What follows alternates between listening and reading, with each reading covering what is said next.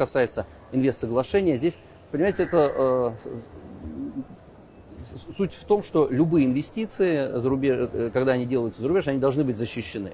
Есть традиционные общие формы защиты. У нас с Абхазией, кстати, с 90-х годов, по-моему, действует стандартное наше соглашение о защите инвестиций, капиталовложений. Опираясь на него, а также на отдельные двусторонние межправ соглашения по отдельным проектам, у нас в республике реализуется ряд действительно крупных знаковых проектов, которых, наверное, со времен, скажем так, Советского Союза никогда не реализовались на территории республики с участием российского капитала, причем не только государственных средств, не только государственных инвестиций Российской Федерации, но и частных инвестиций. В качестве примера, наверное, знаете, вот 1 мая первый регулярный рейс был совершен из Москвы в Сухум. Это мы через 30 лет вдохнули новую жизнь в аэропорт города Сухум, аэропорт Бабушара.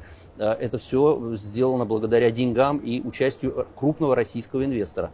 Но инвестиции инвестора нашего там защищены международным правовым соглашением, межправительственным соглашением, которое было подписано в 2023 году. И я думаю, что и абхазские коллеги это прекрасно понимают. Они прекрасно понимают, что инвестиции надо защищать, надо давать инвестору гарантии, не изменения условий, давать какие-то льготы по налогам. При том, что инвестор через свои инвестиции, это то, чего как раз и хочет абхазская сторона, инвестор это делает.